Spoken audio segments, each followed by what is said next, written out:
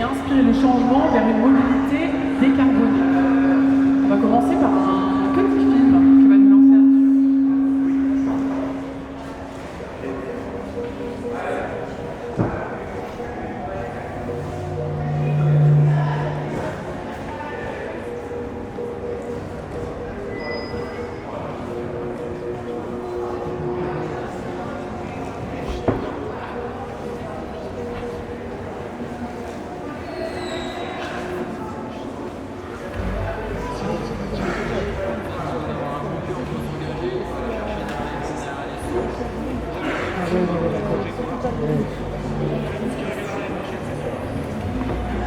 Parfait, merci.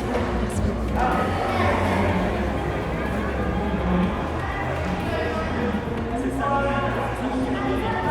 C'est de la ferveur, du soutien, c'est des bons moments, des belles journées, du spectacle.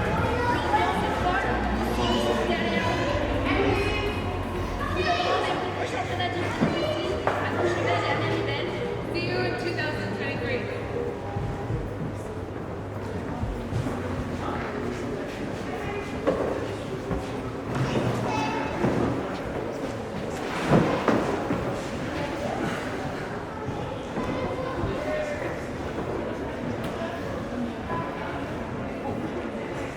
Vous savez tous que le transport est le premier secteur émetteur de gaz à effet de serre en France, et de loin. Changer sa façon de se déplacer, que ce soit au quotidien ou lors de nos aventures, représente donc un défi immense. Et ce défi, c'est le cœur d'action des acteurs présents ici, à côté de moi. Alors je vais leur laisser la parole à tous pour vous présenter. On va commencer par Margot Golk, qui est vice-présidente de Once Upon a Train. Merci. Bonjour à tous, alors oui, c'est Margot, vice-présidente de l'association WAT, Once Upon a Train, qui est une association loi 1901 dans laquelle on est tous bénévoles, avec un mantra, prenons le temps, prenons le train. Créé en 2019, à la base, le projet était d'aller au JO de Tokyo en train. Mais pourquoi pas aller au JO en fait en 15 jours, en 3 semaines ou en 5 semaines, plutôt qu'en 12 heures, 15 heures ou 20 heures en avion. Évidemment, projet avorté, Covid et compagnie, on ne reviendra pas dessus. Et depuis, on s'éclate en racontant des histoires autour du train pour donner envie aux gens de prendre plus le train, mais aussi de les conseiller pour montrer surtout que c'est plus facile et pas si cher que ça, et qu'il y a aussi du positif et que c'est pas seulement la SNCF qui arrive en retard. Voilà. Et donc on a une ambition qui est de trainifier le monde. On part d'un constat, c'est que dans nos imaginaires, on a l'impression qu'en fait, depuis toujours, le paradis est accessible en train. On a tous ces images de voyages rêvés avec ces photos de plage d'Indonésie où on peut y aller qu'en avion, ou quasiment. Et nous, on se dit, en fait, avec le train, on peut aussi rêver. Pourtant, on ne pourrait pas aller en Croatie, en train, en partant de la France pour des vacances l'été. Et là, en fait, nous, derrière, on se dit, c'est là le rêve. Parce que, évidemment, le voyage commence avec le voyage en train. Donc, c'est bien le chemin lui-même de faire qui est finalement le voyage et toute l'expérience. Donc voilà, on fait la promotion du train sous toutes ses formes, à travers plusieurs actions que je vais vous raconter. Et surtout, 4 valeurs principales. Donc le slow, la lenteur, évidemment. L'argument un premier, quand on dit pourquoi, comment tu veux que je fasse, j'ai pas le temps moi d'être en train à l'autre bout du monde. Et oui, mais bon, peut-être qu'il faut voir les choses différemment. On se dit tout le temps qu'on n'a jamais le temps de rien faire, et allons au Japon en train et on rattrape tout ce qu'on n'a jamais le temps de faire. On apprend une langue, on rencontre des gens, plein de choses. Le fun aussi, et la positivité, ça rejoint ce que je vous disais tout à l'heure. On a vraiment à cœur de parler toujours que de positif et de relayer que ce qui se passe bien. Et surtout de ne pas rappeler qu'on est foutu dans ce contexte d'urgence climatique et que du coup, il ne faut plus prendre l'avion, il ne faut plus prendre la voiture. On veut vraiment casser cette idée d'être toujours dans la culpabilité et c'est plutôt remettre le train finalement à sa juste place. Et évidemment, durabilité, parce qu'on est quand même dans un contexte d'urgence climatique, c'est pas par là qu'on va rentrer, mais en tout cas, voilà, le train évidemment s'inscrit dans cet enjeu. Et je vous ai mis avec 4 valeurs et une tonne de jeux de mots, pardon, parce qu'évidemment, Watt, on s'éclate pas mal. What is love, on vient chez Watt, tu restes chez Watt, je vais chez Watt, etc. On s'amuse beaucoup, donc ça fait partie aussi de la marque de fabrique, le fil conducteur, de rigoler en fait, de trouver, de raconter des histoires en rigolant. On a fait plusieurs actions, on fait des festivals, notamment le festival Déraillez-vous à Paris, donc c'est un festival dédié à l'univers du train et aux imaginaires du train. On ne parle pas de machines, on ne parle pas de plan de transport, on ne parle pas de cheminots qui font la grève, mais vraiment on met en avant des artistes qui utilisent le train dans leurs arts et on fait venir des intervenants aussi divers et variés qui prennent le train et qui ont des idées aussi pour l'avenir. On organise des festivals à la campagne aussi, où l'idée c'est d'aller en train en pleine campagne, en Auvergne. Et oui, parce qu'il y a encore des trains et des gares desservies. Et aussi, on fait des week-ends What is Love. Donc par exemple, par une dizaine de l'association. On va à un endroit pas connu et on écrit à bord du train. Voilà, c'est l'idée de faire des ateliers d'écriture et de passer un séjour génial en train où le voyage commence dès le quai. On aide à la construction de périples sur rail, c'est-à-dire que si demain vous me dites je veux aller à Stockholm, bah, comment je fais? Est-ce que je prends un pass Interrail? Est-ce que je prends une agence de voyage train? Comment on fait? Parce qu'évidemment c'est pas si facile, c'est pas comme l'avion, il y a des frontières avec le train. Donc là on est capable de vous accompagner pour vous dire faites comme ci, faites comme ça, réservez ce bout de billet là 2 mois avant le départ, celui-là tac, faites de la veille sur ce site, etc. C'est toute cette approche conseil. C'est pas une agence de voyage, mais on vous conseille pour que vous fassiez le bon choix et payer le moins cher possible et vous éclater le plus possible. Surtout parce qu'évidemment, il y a une différence entre un petit train de nuit très long et un TGV très rapide. C'est pas la même expérience. Et on fait aussi des ateliers de sensibilisation en entreprise. Et on a conçu notamment un jeu de Watt, on parlait de jeu de mots, voilà. Donc un jeu de doigts géant dédié au train et que l'on va commencer à faire dans les écoles et les collèges aux enfants, parce que la sensibilisation peut commencer très tôt, évidemment. Et évidemment, on est là pour parler de montagne plus particulièrement. Donc, moi, d'être vice-présidente, je m'occupe de tout ce qui est chantier montagne. On est très attaché à ce sujet parce qu'évidemment, moi je vous apprends rien, la montagne est particulièrement impactée par le tourisme de masse et les problèmes d'environnement et écologique, avec notamment un accès très représentatif de la voiture pendant les vacances scolaires notamment. Et aussi, je viens de Chambéry, donc je suis particulièrement attachée à ces sujets.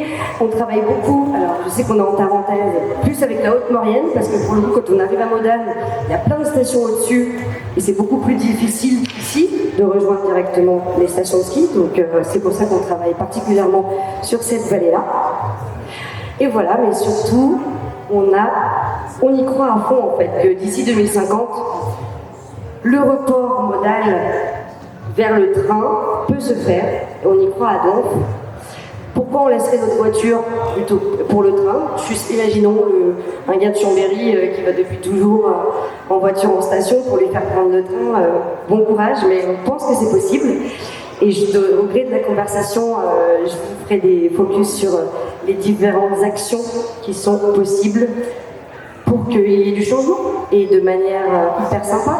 Et avec amour et douceur, parce que c'est ce qu'on veut tous aujourd'hui, je crois. Merci beaucoup.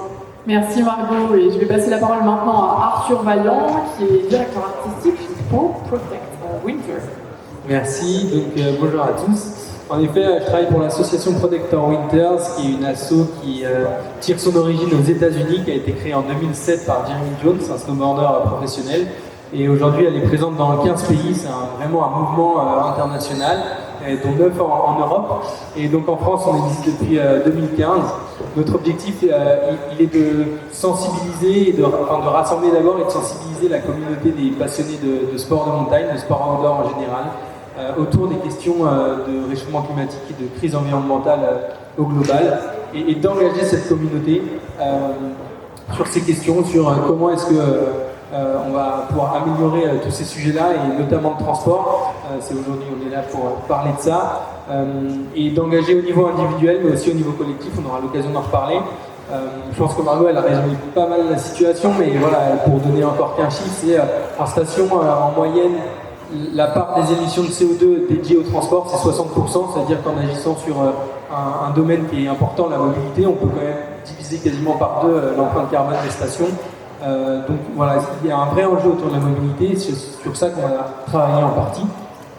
Et donc notre objectif il est double, c'est à la fois voilà, de travailler sur cette partie mobilité en sensibilisant les gens sur les ordres de grandeur, pourquoi c'est un problème, en inspirant aussi de nouveaux récits, comment on est là pour ça, voilà, parler de comment se déplacer aujourd'hui, comment on peut rendre ça plus désirable, mais aussi du coup dans un deuxième temps on va essayer d'outiller cette communauté, et là on a des partenaires avec qui on travaille sur ces questions d'outillage, parce qu'une fois que tu as fait le constat de dire ok c'est ça le problème, il faut trouver une solution et proposer une solution aux individus, et ensuite la dernière partie de cette stratégie sur la mobilité ça va être du lobbying, c'est-à-dire travailler avec les élus locaux, les acteurs locaux, la région, même au niveau national, avec des acteurs comme la SNCF évidemment, pour pousser en fait des alternatives à la mobilité douce vers les sommets. Et donc en deuxième temps, on essaie de développer cette partie lobbying chez Pau, c'est-à-dire de tout simplement sensibiliser les individus à la démocratie, aller un petit peu plus loin que le clivage gauche-droite qu'on a évidemment beaucoup en France. Nos amis américains font beaucoup de lobbying parce que c'est dans leur culture, on a encore un peu du mal avec ça. Donc voilà, on essaye d'amener les gens sur ce terrain-là. Voilà, quelques images de ce qu'on peut faire dans la sensibilisation et l'imaginaire, on en reparlera, mais ça peut passer par des films, des images, avec des acteurs locaux, et on peut notamment aussi travailler en collaboration avec d'autres acteurs de l'associatif. On a Mountain Riders qui est là aujourd'hui présent. On a lancé une adhésion commune il y a 2 semaines avec eux. C'est mettre les forces en commun pour avancer sur ces sujets-là et pas que. Et voilà. Merci Arthur. On va passer maintenant la parole à Jérémy Lelièvre, qui est chef de projet chez Mobicop. Bonjour. Donc oui, effectivement, je suis chef de projet à Mobicop. Je suis aussi animateur de transition. Donc en fait, Mobicop, c'est une coopérative qui est née en 2018. Peut-être juste pour raconter un peu la genèse de tout ça, côté histoire, en fait, si vous ne savez pas, le premier site de covoiturage qui est né en France au monde, c'est Blablacar. Au tout début, au tout commencement, c'était un service qui était gratuit, qui était pour les gens, pour qu'ils partagent leur trajet. Et petit à petit, ce service est devenu payant. Donc ça a lancé en fait la construction et une émulsion de la part de plusieurs personnes qui étaient utilisateurs de Blablacar et qui ont fini par lancer une association qui s'appelait Covoiturage Libre et qui a décidé de lancer son propre service de covoiturage gratuit pour des personnes qui voulaient faire des déplacements et les partager. Petit à petit, cette association s'est transformée, est devenue Mobicop en 2018 et depuis, on travaille avec des collectivités, des entreprises, des collectifs, des événements pour essayer d'améliorer tout ça, en tout cas outiller un maximum les personnes afin qu'ils puissent partager ces trajets. Sur ce qu'on propose, du coup, on essaye vraiment de travailler sur des outils qui sont accessibles, que ce soit en libre, du coup, les offrir et qu'on soit plusieurs à travailler dessus. On essaye vraiment pas de privatiser ce qu'on construit. On est vraiment dans un esprit de coopération où ce qu'on apporte, en fait, on le donne, on l'offre et on n'en est pas propriétaire. On travaille vraiment tous ensemble sur ce qu'on met en place. On cherche à garder ce principe de sans commission. À aucun moment, en fait, les outils qu'on propose, on taxera les usagers, en tout cas on prélèvera une somme sur les trajets qu'ils réalisent. C'est pas comme ça qu'on se rémunère, c'est pas comme ça qu'on travaille. On est vraiment dans une logique d'ouverture, de coopération, et même j'invite, si jamais il y a des gens de Blablacar ici, à travailler avec nous ou d'autres services dans cet esprit d'interopérabilité, pardon pour ce mot barbare, mais l'idée c'est juste qu'en fait on arrête d'avoir une multiplication des services, un échelonnage et que en fait les services puissent communiquer entre eux, que vous vous inscriviez sur un seul site et que vous voyez des annonces de tous les sites de covoiturage par exemple. Donc il y a vraiment cet esprit d'ouverture et derrière de solidarité pour partager ces trajets.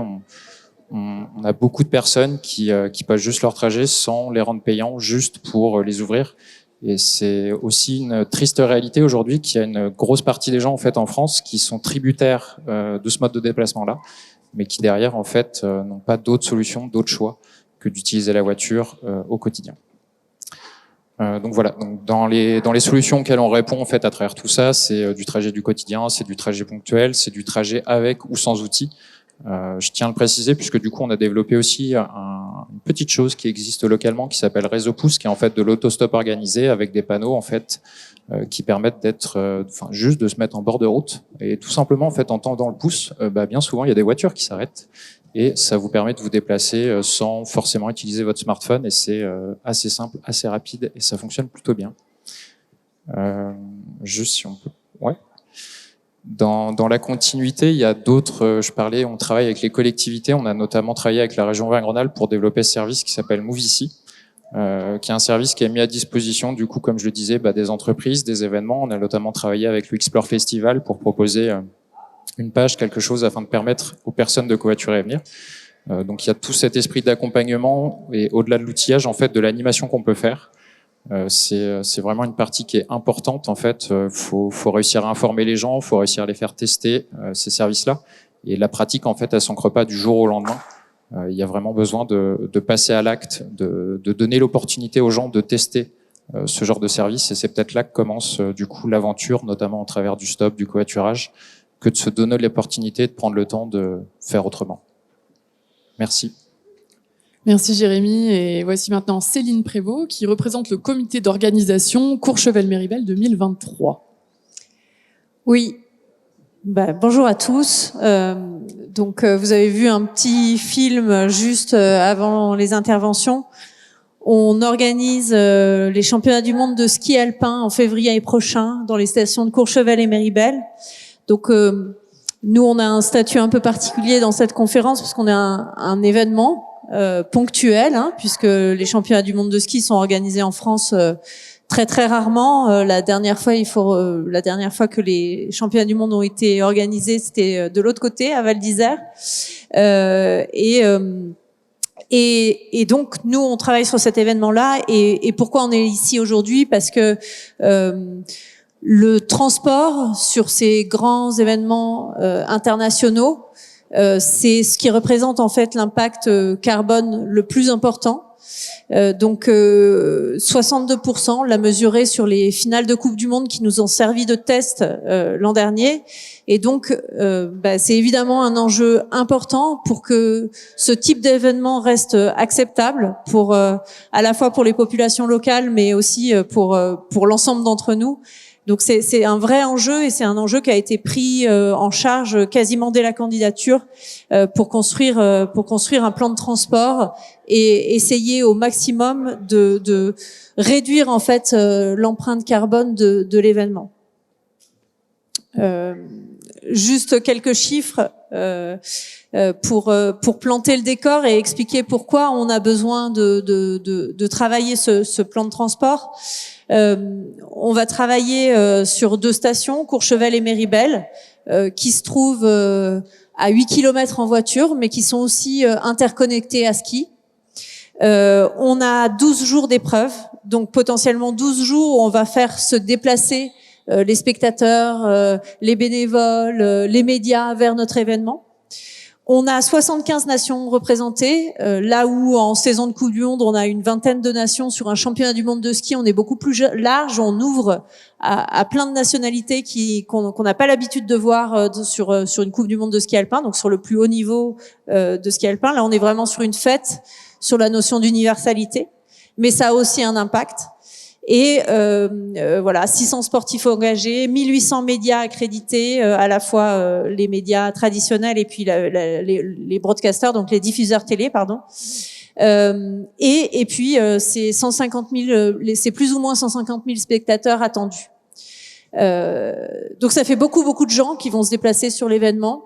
Et du coup, on va reparler un peu de la vision qu'on a pour cet événement-là, mais en tout cas, on a décidé de mettre en place un plan de transport structuré qui permette de transporter toutes ces différentes populations en essayant d'être le plus responsable possible. Donc, notre plus gros challenge, je l'ai dit, c'est la mobilité, donc ce plan de transport, mais aussi faire adhérer à ce plan de transport les différentes populations qui vont venir nous voir. Parce que si on met en place un plan de transport, mais qu'ensuite il n'est pas suivi, évidemment, l'impact sera pas forcément le même. Et on a plein d'actions autour de ce plan de transport que je détaillerai tout à l'heure parce qu'on va revenir dessus. Je veux pas être trop longue là, mais l'idée, voilà, c'est de travailler sur chaque population sur différents moyens de transport. Donc on va avoir des navettes mises en place. On a 80 cars mobilisés qui vont servir à transporter les différentes populations.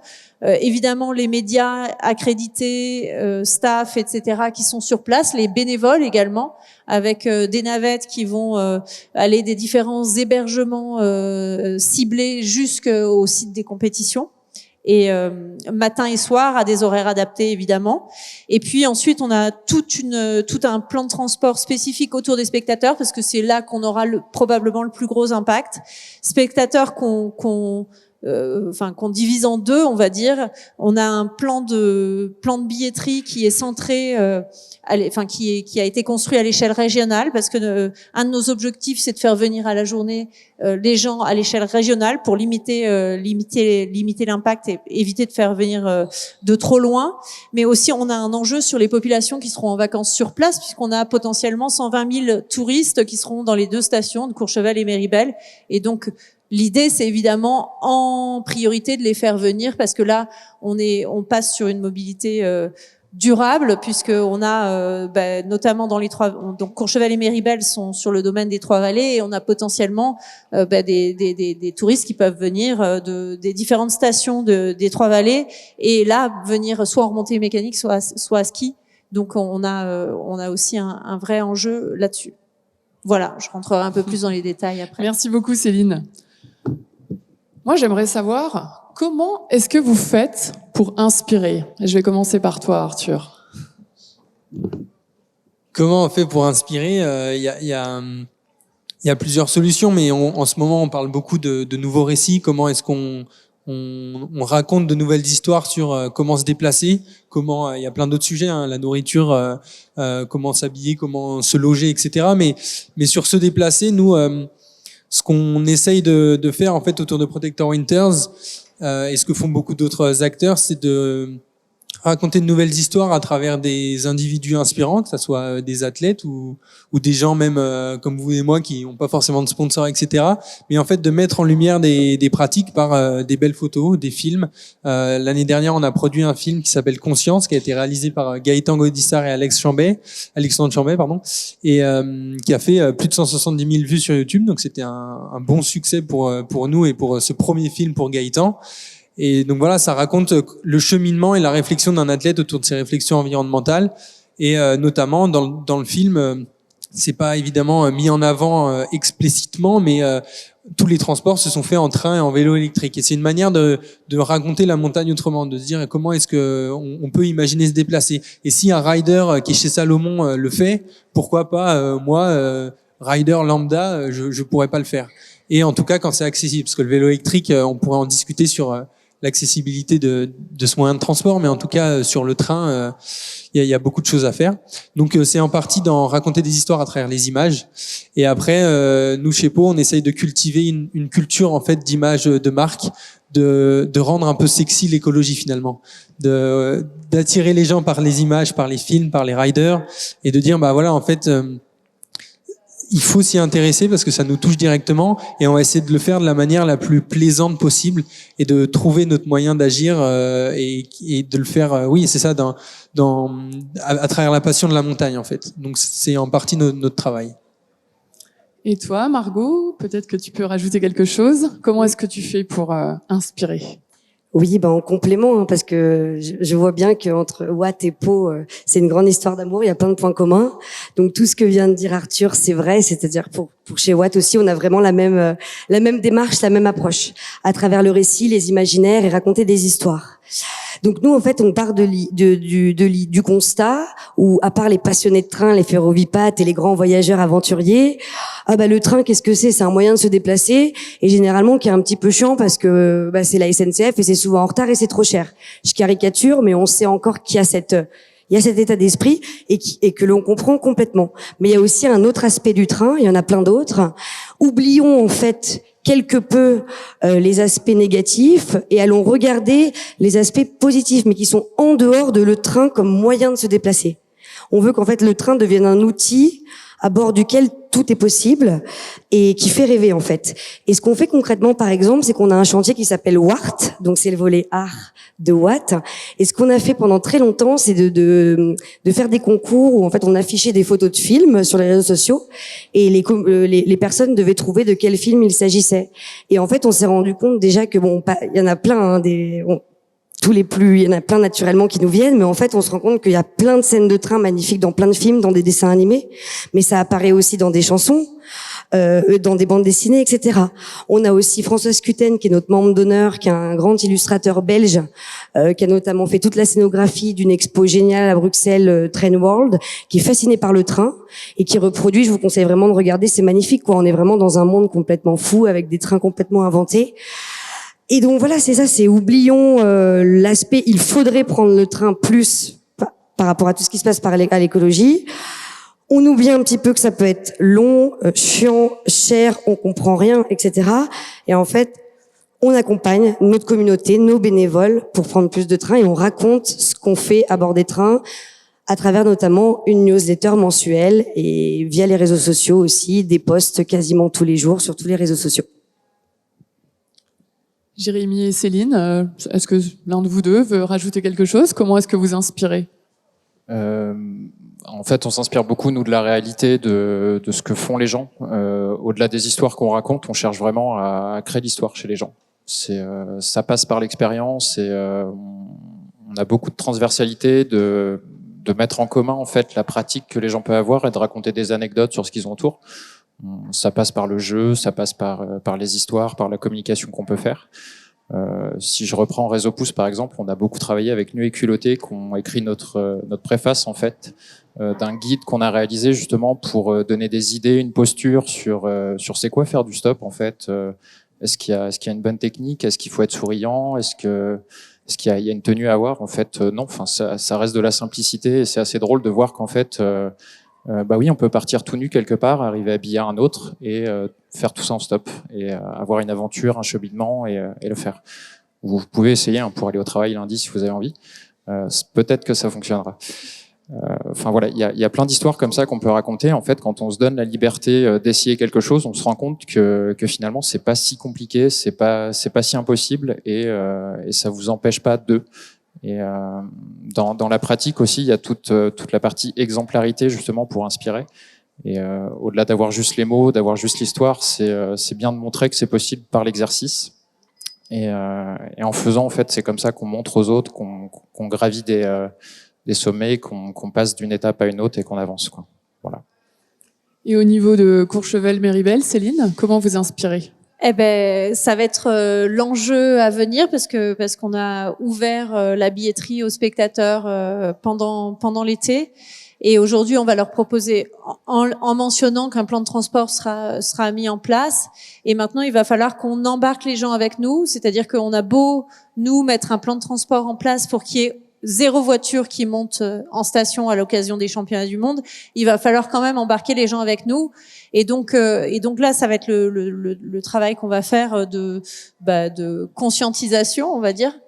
Donc on va évidemment échanger avec tous les détenteurs de billets pour leur présenter les solutions de transport. On va avoir un service de réservation de transport qui va être payant, pour garantir que les gens viennent bien, réservent les places et viennent bien dans les transports. Et, on va avoir un système qui va permettre aussi d'inciter au covoiturage. Donc, on va avoir des parkings relais dans la vallée à différents endroits. Il y en aura un ici à Bourg-Saint-Maurice, un à Beauzelle. On en aura aussi un à Albertville et puis un à Moutier. Et quand on va réserver sa place en navette, on va avoir sa place moins chère, d'autant moins chère qu'on sera plus nombreux dans la voiture qu'on a remplie. Donc voilà, donc je sais pas si on peut parler d'inspiration, c'est plus comment on va réussir à embarquer dans l'aventure, dans cet enjeu collectif de mobilité plus plus décarboné, on va dire, comment on arrive à voilà, embarquer tout le monde, à ce que tout le monde comprenne les enjeux de ce changement de pratique entre guillemets, de laisser sa voiture et puis de privilégier le transport collectif pour monter en station. Et ça, c'est au-delà de ce qu'on va faire là pour ce championnat du monde de ski, on veut aussi contribuer à faire changer les habitudes à plus long terme, à la fois sur les grands événements, mais aussi revoir un peu son paradigme, se déplacer en montagne. Alors merci, tu as déjà commencé à répondre à mon autre question qui était quels sont vos outils pour insuffler le changement? Alors on va peut-être repartir avec Jérémy pour commencer. Donc sur les outils, on a toute la partie appli, logiciel. Bon, ça reste de la technique et en fait c'est juste permettre aux gens d'avoir différentes manières de se rencontrer. Il y a toute la partie événement, toute la partie jeu tout à l'heure que j'évoquais. En fait, on a travaillé par exemple avec des parcs, des collectivités pour mettre en place des rallyes. L'idée, c'est encore une fois de les faire tester et se faire se rencontrer, de montrer qu'en fait c'est pas si compliqué que ça que de déclencher une pratique, d'être pris en stop, de voir que c'est plus ou moins rapide. On a fait des temps d'attente par exemple en France et on leur a montré qu'en fait via un outil ou même sans outil, en fait, on est à 3 minutes de temps d'attente sur certains territoires, notamment dans les Alpes, et que c'est assez simple, assez facile. Donc toute cette dimension outil, elle est importante, mais il n'y a pas que ça en fait. Et au-delà de ça, il y a beaucoup d'accompagnement en fait, il y a beaucoup de présence terrain qui sont nécessaires pour passer à autre chose, pour passer à l'acte, quoi. Donc même si on a une dimension outil, c'est pas ça reste qu'une petite partie de tout ce qu'on fait et tout ce qu'on doit faire à côté pour changer les comportements. Margot, il y a une dimension outil aussi chez Watt. On est très sur la communication et l'événementiel aussi, parce qu'on a réalisé donc le festival Déraillez-vous il y a tout juste un mois au Grand Contrôle où 7000 personnes se sont déplacées entre les stands, les moments causeries, les jeux, etc. Et donc c'était finalement le premier festival autour du voyage en train en France, à moins qu'il y en ait un autre que je ne connaisse pas, mais bon voilà. Parce que c'est vrai que souvent les salons c'est sur la mobilité, c'est des salons très techos, enfin technologiques, où on va parler machine, donc voilà. Donc ça c'est un outil, je pense, qui est un énorme levier parce que depuis on voit les répercussions, on est de plus en plus connus, donc c'est sûr que si on partage notre manière de voir le train, in fine c'est un outil qui devient pertinent et concret avec des résultats de plus en plus visibles. Mais aussi je parlerai de toutes les collaborations aussi qu'on peut faire parce qu'en fait on est une position assez proche de la SNCF et notamment c'est le réseau qu'on développe de tous ces acteurs et en fait notre force de frappe c'est d'avoir finalement cette grande image, de pas parler que de train dans notre coin mais de savoir ce qui va se passer en grand et de pouvoir aussi toujours parler de toutes les initiatives entourantes au train qui sont à connaître et il y en a plein. Donc voilà, je dirais communication et collaboration en grand. Merci. Et Arthur, au niveau de chez Pau, est-ce qu'il y a des outils que vous mettez en place? Ouais, bien sûr, il y en a plusieurs et notamment le premier, je dirais, c'est l'outillage du savoir en fait, c'est-à-dire outiller les gens sur ce que je disais tout à l'heure, les ordres de grandeur, savoir en fait où est-ce qu'il est notre impact. Et ça, on se rend compte que beaucoup de gens et nous encore, on ignore plein de choses de ces ordres de grandeur et que quand on sait où est l'impact et qu'on sait où est l'énergie à mettre, c'est un petit peu plus facile. Donc déjà pour nous, il y a cet outil de connaissance. Donc on essaye d'avoir un peu cette partie média nous sur nos réseaux sociaux et notre site internet avec de nombreux articles. Et ensuite, il y a les outils plus concrets et le contexte dans lequel on inscrit les gens et leurs actions. Je vais prendre un exemple. On organise régulièrement avec des événements, des collaborations et on organise des Mobility Challenge.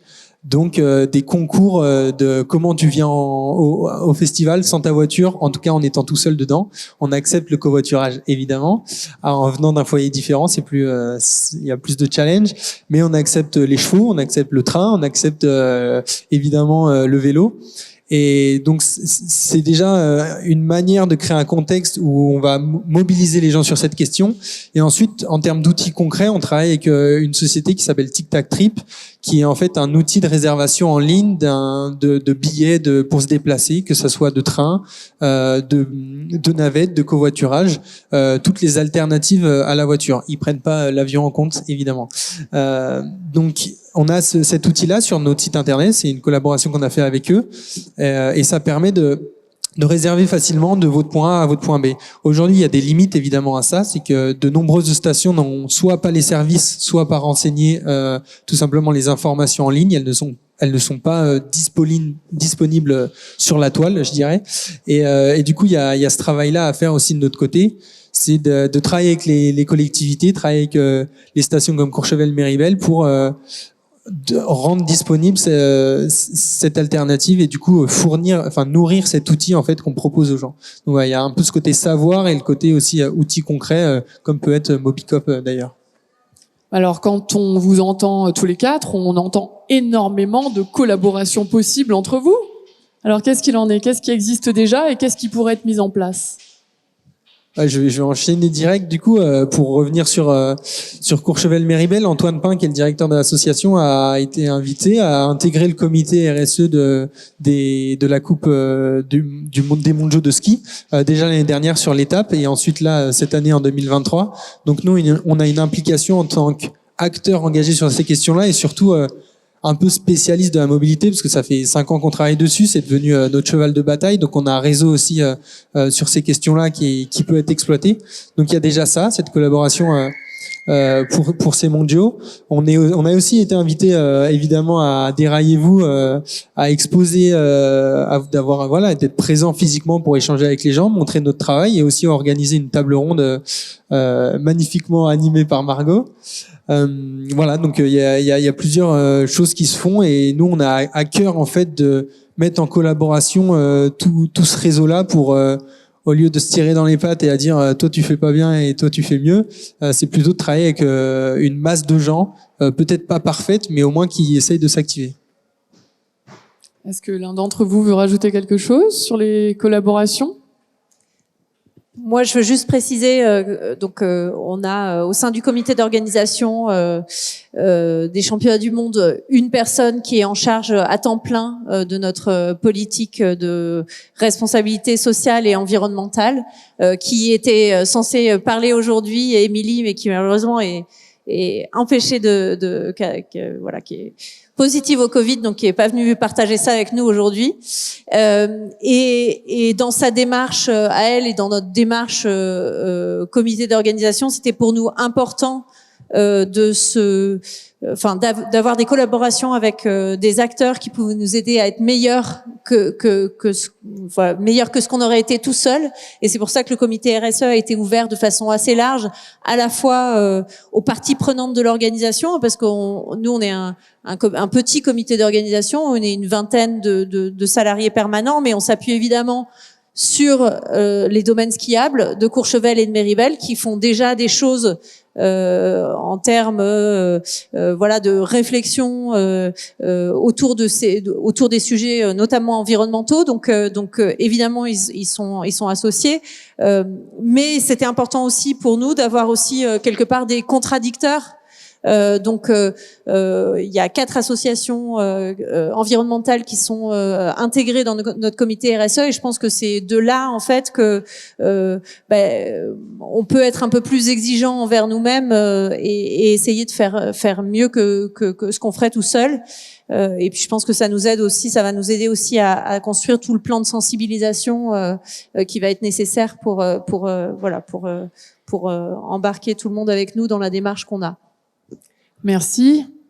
Margot, Jérémy, vous voulez rajouter quelque chose? J'ai pas encore le plaisir d'avoir collaboré directement avec vous, mais oui, bientôt. On a déjà travaillé avec des stations, on a déjà travaillé avec des entreprises, des événements, de la collaboration, on en fait. Ça fait un peu écho à ce qu'on disait tout à l'heure sur le fait d'outiller. Chose qui me revient à l'esprit en vous écoutant parler, c'est sur l'outillage qu'on peut donner aussi. Ouais, effectivement, il y a tout le savoir, il y a toute l'animation. On essaye vraiment de capitaliser là-dessus et d'offrir en fait à toutes les structures avec lesquelles on travaille des conseils, des idées sur justement ce qui fait changer les comportements, ce qui accompagne dans cette optique-là. Et c'est des choses qu'on fait assez facilement sur les événements, les stations, on l'a déjà fait. Et, on se rend compte qu'il y a un gros potentiel et qu'on peut avancer ensemble là-dessus. De ce qu'il y a de plus drôle en plus, c'est que ce qu'on offre en fait, les idées qu'on peut proposer, souvent elles sont réadaptées, réutilisées par ces structures, parfois se transformer, et elles en deviennent que meilleures. Tout à l'heure, je citais l'exemple du rallye qu'on a proposé. Du coup, c'était avec le parc de Chartreuse qu'on avait fait ça, le PNR. Et ils ont totalement revisité en fait ce qu'on leur avait proposé pour à la fin créer complètement un escape game à l'échelle du parc pour permettre de passer de commune en commune, en apprendre sur l'histoire des sites et de faire tout ça en fait en stop. Et c'était plutôt sympa, plutôt magique. Donc voilà, il y a vraiment un partage, une belle collaboration entre les organismes avec lesquels on travaille et nous. Donc hâte qu'on travaille ensemble. Et Margot ? Oui, comme le disait Arthur tout à l'heure, Pau était présent au Festival des Raillez-vous à Paris. C'est un festival où on a réuni une 60aine de partenaires autour de la mobilité et du train, du voyage en train. Donc voilà, une grosse collaboration, un an de travail qui permet de mieux se connaître, de mieux se comprendre et de travailler ensemble toujours plus. Et puis sinon, oui, avec Mobicop et le comité de Courchevel, je pense qu'il y a des collaborations futures à faire. Mobicop, tout le sujet du dernier kilomètre dans une époque de tension, il n'y a plus de conducteurs pour les navettes et les bus. Donc là, cet été en Haute-Maurienne, par exemple, ils se posent la question de comment ils vont faire. C'est extrêmement tendu, donc ça veut dire de nouveau le tout voiture. Est-ce qu'il n'y a pas d'autres formules à inventer, justement, autour de réseaux de covoiturage? Et puis comment vous aider à donner envie aux spectateurs aussi de venir en train. Voilà. Quelle serait la différence entre ce qui peut être mis en place à l'échelle individuelle et à l'échelle collective? Je vais passer la parole à Arthur. La différence, il y a une différence d'échelle parce qu'en effet, on est tous capables de changer nos habitudes. Il s'agit de faire parfois des efforts, parfois juste d'être inspiré, comme on en parlait au début. Mais on sait très bien que les actions individuelles seules ne permettront pas une transition écologique ambitieuse.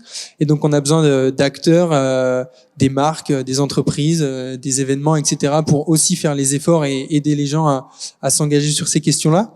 Donc nous, on a toujours un peu ce double discours sur qu'est-ce qu'on peut faire à l'échelle individuelle, quels sont nos leviers d'action et comment est-ce que au niveau collectif ça peut marcher. On a par exemple partagé hier sur les réseaux une initiative qui a été mise en place là en Allemagne où cet été ils ont fait un billet de train unique pour se déplacer en train tout l'été à travers le pays à 9 €. Il s'avère que c'était compliqué de continuer cette initiative tout au long de l'année parce que ça coûte beaucoup d'argent et qu'en plus le service il est pas forcément, ils se sont rendus compte de la limite du service et de tous les gens qui utilisaient le train. Et donc là, ils ont trouvé un compromis. Ils ont lancé un abonnement à 49 € par mois pour se déplacer partout, tout le temps dans le pays. Et donc c'est un compromis qu'ils ont trouvé pour faciliter l'action individuelle, c'est-à-dire des gens se dire ok, je fais cet effort-là de 49 € par mois. Par contre, je peux me déplacer partout. Alors, je précise sans les grandes lignes. Donc c'est encore l'étape d'après où il faudra transformer ça pour limiter et notamment concurrencer l'avion qui n'est aujourd'hui pas cher par rapport au train. Donc voilà, c'est un peu ces deux dimensions-là qu'on essaye toujours de mettre en avant, notamment en ce moment avec la crise de l'énergie. Quand on parle de vélo électrique, nous dans notre film Gaëtan se déplace en vélo électrique, évidemment qu'on n'est pas là à dire à tout le monde que c'est la solution. C'est une solution. Évidemment, celui ou celle qui n'arrive même pas à mettre de l'essence dans son véhicule parce que ça coûte trop cher, on va même pas lui demander d'aller acheter ni une voiture électrique ni un vélo électrique. Et donc c'est là où l'échelle collective intervient notamment sur tous les leviers d'action qui sont possibles. Céline, je te voyais opiner de la tête. Est-ce que tu veux rajouter quelque chose ? Je crois que j'en ai déjà, je crois que j'en ai déjà beaucoup dit. La responsabilité collective du comité d'organisation, c'est de mettre en place un plan de transport, et puis ensuite la responsabilité individuelle de chacun, c'est de monter dans les bus et de choisir le train pour les épreuves pour lesquelles ça sera possible, parce qu'on a sur 12 jours d'épreuves, on a 6 jours d'épreuves qui démarrent entre 11h et midi. Donc là, il y a des possibilités depuis les capitales. Si on prend Lyon, Grenoble, Annecy, Chambéry, évidemment, c'est possible de venir en train et de prendre la navette à Moutier. Donc évidemment, on va inciter à ça. Et donc nous, notre responsabilité, on espère, enfin voilà, à travers ce plan de transport ambitieux. On espère avoir joué notre rôle. Il faut qu'on aille jusqu'au bout pour que ça déclenche au niveau individuel. Et Margot? Oui, alors moi sur cette question toujours de individuel, collectif, à titre très personnel, aujourd'hui je me dis toujours que je préfère compter sur moi plutôt que d'attendre que les autres bougent. Quand on parle de politique ou de la SNCF, on a l'impression que tout est très lent, tout est compliqué évidemment, et ça l'est. Et donc je me dis finalement la somme de ces tout petits efforts par individu donne ce collectif, donne ce grand collectif. Donc on peut le voir aussi comme ça.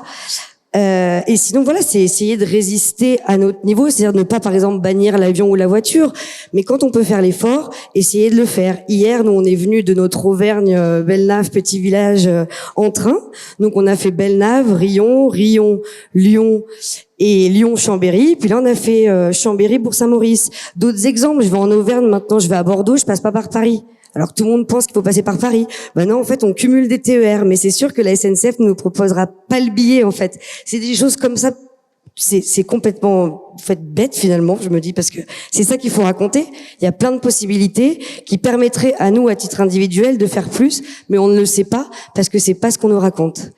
Mais sinon aussi, à titre collectif, comme Mobicop, il y a le modèle par exemple de Railcop. Donc c'est une coopérative ferroviaire qui va rouvrir le Lyon-Bordeaux. C'est décalé là encore, ouais, c'est compliqué. Mais pareil, on a tout, on peut être sociétaire de Railcop, tout le monde met 100 € de part, et voilà, le financement est comme ça. Donc moi, je trouve que ça, c'est une belle action individuelle qui fait un super beau collectif. Et puis aussi et surtout pour les sujets montagne, le collectif, c'est le service de bout en bout. Comment on fait pour que ça soit hyper facile demain, pour le skieur ou pour le touriste de la montagne? On parle pas seulement du train, mais c'est le train plus la navette, le déplacement sur place, l'hôtel, comment se nourrir, quelles activités faire autres que le ski. Un exemple aussi, jusqu'au forfait de ski à Valseny qui commence à faire des forfaits variables. Donc on fait du yield management, comme pour les prix des billets d'avion et de train. Donc demain, si d'un coup le forfait coûte très peu cher dans une période où on n'allait pas naturellement skier, est-ce qu'on va pas se poser des questions pour poser nos vacances différemment, pour prendre le train finalement qui sera aussi moins cher? Donc voilà, le collectif, je le vois vraiment dans ce service bout en bout. Il faut qu'on travaille tous ensemble sur toute la chaîne de valeur. Et Jérémy, pour Mobicop, qu'est-ce que tu peux nous dire? On est tout le temps dans le collectif, nous, du coup, après. Donc, justement, tout l'enjeu, en fait, de notre travail, c'est de pousser, de passer de l'individuel vers le collectif. Alors, pour pas être trop redondant avec ce qui a été dit, je pense qu'il faut pas minimiser aussi les actions qui peuvent être faites individuellement, justement, pour essayer de changer, pour essayer de s'améliorer. Ça prend du temps et c'est pas toujours une réussite. On peut passer par des échecs. Je voudrais juste rappeler peut-être quelque chose au niveau du point de bascule en fait et de l'importance que ça peut avoir. C'est pas parce que vous n'êtes pas beaucoup à faire quelque chose que c'est pas important. Et en fait, la somme des actions que vous allez faire, au bout d'un moment, elles vont transformer en essai, elles vont basculer vers quelque chose de beaucoup plus grand. Et c'est là qu'on rentre dans du collectif. C'est là qu'on attend, espérons, une réponse politique qui est plus ou moins forte et qui accompagnera ce changement sur le long terme, quoi. Merci. Question pour vous quatre. Est-ce que vous pensez qu'il faut redéfinir l'aventure ou l'expérience sur un événement, sur un déplacement? Écoute, oui, je pense que nous, c'est ce qu'on essaye et qu'on tend à partager comme idée, c'est de dire, en fait, quand tu pars en montagne, peut-être que ton aventure, elle va pas commencer au parking au pied de la montagne où tu te seras fait chier dans la voiture avec des Parisiens que tu es en train de râler sur eux parce qu'ils savent pas mettre des chaînes.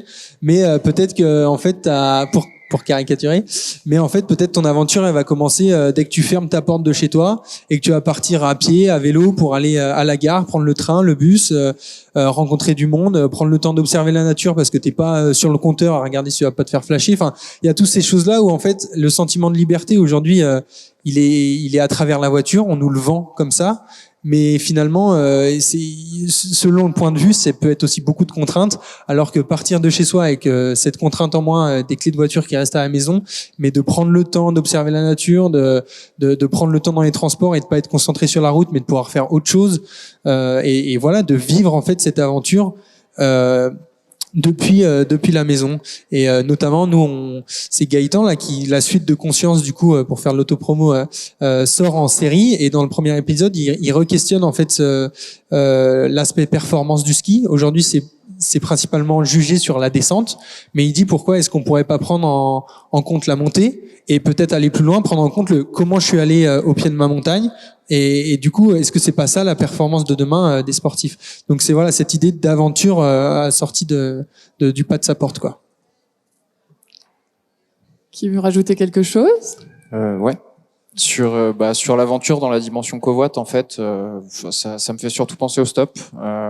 Il y a beaucoup d'inattendus en fait dans le stop, et on a peut-être tous une petite anecdote à raconter. Il y en a une qui m'a beaucoup fait rire. Une fois, j'étais parti en plein milieu du parc du Vercors. J'étais parti pareil avec mon sac à dos à pouce, et je me suis retrouvé bloqué en fait dans un endroit où il y avait plein de voitures qui passaient et plus personne qui me prenait. Bon, c'est pas exemple à pas suivre. En vrai, ça marche super bien. Et du coup, je vois un taxi qui arrive au loin en fait, et je me dis bon, c'est mort, il va pas me prendre. Je tends pas mon pouce, quoi. Et en fait, la personne s'arrête tout seul et questionne celle qui l'avait pris du coup en taxi, lui demande si je pouvais monter à l'intérieur, et puis voilà. C'était une rencontre qui est anecdotique, mais qui montre qu'en fait, plus c'est inattendu, plus c'est possible en fait. Et il y a des choses comme ça qui se passent, des rencontres qui sont plus ou moins exceptionnelles. J'ai eu beaucoup de conseils comme ça pour partir en rando, de gens qui connaissent en fait le territoire sur lequel on va, et qui nous donnent des idées, des spots sur lesquels je serais pas allé juste parce que je serais allé sur le site internet qui m'aurait dit de faire ça. Enfin voilà, faut laisser de la place à l'inattendu, et des fois ça apporte beaucoup plus que ce qu'on aurait pu attendre au départ, quoi. Et Margot, ça fait vraiment partie de ce que vous promouvez à fond, redéfinir l'aventure. Ah oui, tout à fait. Donc, je rejoins complètement Arthur et Jérémy sur ces notions de l'aventure commence quand on ferme la porte, ou cette notion d'inattendu. C'est vrai qu'en fait, déjà, qu'est-ce que l'aventure? Je pense qu'il y a autant de définitions que de personnes sur Terre, un peu comme les plages en Indonésie que l'on accède en avion. Finalement, est-ce que l'aventure, c'est avoir le sac à dos et faire de l'escalade, ou enfin voilà, c'est vrai qu'on peut penser. Voilà. Qu'est-ce que l'aventure? Et je dirais qu'en fait, faut déconstruire pour reconstruire. En fait, tant qu'on verra le train comme un moyen de déplacement que l'on veut qu'il soit efficace et le plus rapide possible, et qu'on le voit justement comme un moment de détente magnifique, et de se dire finalement il sera peut-être en retard, il sera peut-être annulé, mais ça c'est génial parce que voilà, là c'est tout le contraire. Aujourd'hui je fais exprès de dire quelque chose d'extrême, mais voilà, c'est vrai qu'on a accompagné un voyage, donc Chambéry-Split, une enseignante de Watt qui a décidé de prendre le train et non l'avion. C'était en période creuse, novembre. Très peu de trains, et comme par hasard, plein de travaux sur le carrefour ferroviaire autrichien, et le Covid. Et jusqu'au dernier moment, il y avait des changements de train, de l'annulation, on a changé les parcours, mais on s'est rendu compte qu'il y avait toujours une solution avec le train. Et ça, c'est quand même sympa. Et pour toi, Céline, ça va être plutôt redéfinir l'expérience sur un événement? Ce qui est certain, c'est qu'on n'a pas à considérer que l'expérience championnat du monde, elle commençait en bas des pistes. Pour nous, elle commence au départ de chez soi, quand on prend son billet, quand on imagine comment on va venir sur les championnats du monde. Donc oui, en effet, c'est un tout, c'est une expérience globale qu'on veut valoriser, et pas seulement pas seulement l'expérience finale.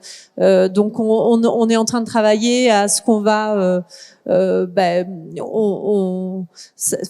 qu'on va par exemple diffuser comme image, comme message dans nos bus, notamment de messages de sensibilisation, etc. Donc voilà, on réfléchit vraiment à comment on va accompagner les gens qui vont venir jusqu'à chez nous, depuis leur domicile jusqu'au site des championnats du monde. Merci à tous les quatre, et on va passer aux questions si vous en avez. Levez la main et je me rapproche de vous avec mon micro. Soyez pas timide, hein. Vous avez forcément des questions. Ils sont incroyables tous les quatre, vous avez bien entendu. C'était trop clair. C'est une main levée ou on se gratte la tête là-bas? Ah.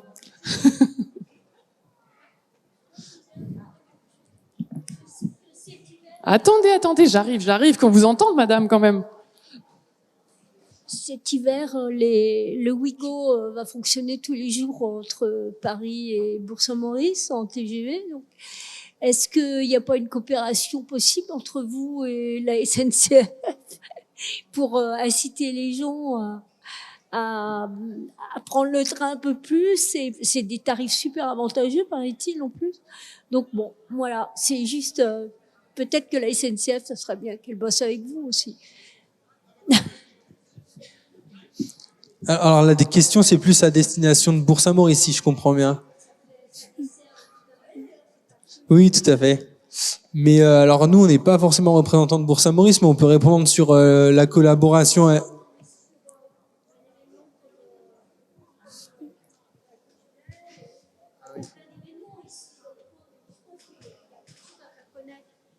Il y a peut-être à faire connaître aux jeunes toutes les possibilités que peut offrir la SNCF. Si elle-même veut bien se donner la peine de communiquer sur ces trucs-là, vous pouvez être lien là-dedans. Enfin, c'est ce que j'entends à travers vos propos, en tout cas.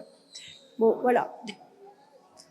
J'ai pas bien tout entendu, mais en tout cas, pour ce qui nous concerne, nous, alors je suis bien placée parce que le train Paris-Moutier, je le prends une semaine sur 2, donc je le connais bien. Et bien sûr, on peut faire venir les gens de Paris et on essaiera sur les championnats du monde de faire venir les gens de Paris. Il y a juste un sujet hébergement, c'est-à-dire que nous, il y a deux choses qui ont influencé la façon dont on a conçu notre réflexion par rapport aux spectateurs. La première chose, c'est qu'on s'est dit, on est sur les vacances des locaux. Les championnats du monde vont se dérouler du 6 au 19 février, donc on est sur les vacances des locaux. Et donc on s'est dit, il faut qu'il y ait une préférence naturelle. Il faut qu'on amène d'abord les locaux sur les championnats du monde, parce que c'est les vacances, parce que si un événement s'ancre dans un territoire, c'est aussi pour que les locaux en profitent. Et puis parce qu'il y a moins d'impact aussi à faire venir les gens qui sont autour plutôt que de faire venir les gens des États-Unis et du Canada. Même si on aura des Américains, des Canadiens et des Autrichiens qui viendront en France sur les championnats du monde. Mais en tout cas, notre sujet, c'est aussi de faire venir les locaux pour aussi... et d'ailleurs, il y a une partie de la billetterie qui sera... on a réservé une partie de gratuité dans la billetterie pour accueillir notamment les jeunes de certains collèges et lycées de la région et des jeunes des ski clubs partout en France. Donc voilà, donc nous on a aussi à cœur de partager cet événement-là et on a fait le choix en effet pour des raisons les spectateurs qui viennent à la journée, ils peuvent pas venir à la journée de Paris. Donc ça n'empêche pas qu'on aura des Parisiens qui vont venir et qu'on va les inciter à prendre le train. Moi je le prends toutes les semaines, c'est très simple, ça fonctionne plutôt bien, contrairement à ce qu'on dit. Et puis de toute façon, quand on est là dans le train, même si on a 1 heure de retard, ça permet de finir son bouquin, de finir sa série, donc c'est très bien. Donc pour revenir à Paris, on en fera la promotion, mais c'est vrai qu'on peut pas dire qu'on peut faire l'aller-retour sur la journée depuis Paris, même si moi je prends le train à 5h le matin, j'arrive à 11h au bureau. Malgré tout, pour les courses, ça va faire un petit peu juste. Et puis on a des contraintes d'hébergement en montagne, c'est-à-dire quand on héberge déjà 600 sportifs, 1800 médias, le stock d'hébergement est un peu diminué, quoi. Donc voilà. Mais pour autant, on sait déjà qu'on aura des Parisiens et qu'on les fera venir, notamment sur le dernier week-end où c'est les vacances de Paris qui démarrent. Voilà à peu près ce que je pouvais dire là-dessus. Et pour compléter sur votre question qui mentionne la SNCF, nous, je peux vous donner des exemples concrets de collaboration qu'on a eu avec eux, notamment sur la communication, de mettre en avant les offres, le peu d'offres qu'ils ont vers la montagne, de réduction, d'offres promotionnelles, je veux dire, sur les billets, parce qu'en effet aujourd'hui c'est un vrai frein pour beaucoup de personnes. Donc ça, l'année dernière, on a fait des visuels pour mettre sur les réseaux sociaux, pour mettre en avant de manière plus originale, on va dire, les offres vers la montagne. On va continuer cette collaboration. C'était une première étape. Là, on est en discussion avec eux pour voir comment aller un petit peu plus loin, voir comment ils peuvent eux aussi aller plus loin sur les offres dans les Alpes, etc. Et deuxième exemple, c'est récemment au High Five, donc un festival de ski, de films de ski à Annecy, où on les a enfin, entre guillemets, grâce à nous, ils ont pu intégrer le village du high five, des exposants. Donc, il y avait un stand SNCF au high five. Donc, les gens hallucinaient un peu, ils se demandaient ce qu'ils faisaient là. Et en fait, ça a super bien marché parce qu'ils ont fait de la pédagogie, parce qu'ils en ont besoin, je pense, et parce qu'on a besoin de sortir de ce cliché de la SNCF, c'est galère et c'est tout le temps en retard, parce que c'est pas que ça, heureusement. Et nous, on a notamment fait des jeux concours et fait gagner, au lieu de faire gagner des goodies, on faisait gagner des abonnements TER illico jeunes et adultes pour la région Auvergne-Rhône-Alpes. Pardon. Donc voilà, il y a des choses très concrètes qui se font pour promouvoir l'usage du train. Donc voilà, ça existe. Après, évidemment, il y a encore beaucoup à faire pour amener évidemment les nombreux Parisiens et personnes de la région Île-de-France qui pratiquent les sports outdoor et qui viennent chaque année dans les Alpes. Mais voilà, en effet, une famille prendre 4 billets, bah évidemment, ils ont mieux fait de prendre la voiture parce qu'aujourd'hui, c'est beaucoup trop cher. Est-ce qu'il y a d'autres questions? Eh ben, on va pouvoir conclure. Je vous remercie tous les 4. Merci à vous pour votre présence. Vous pouvez les applaudir quand même.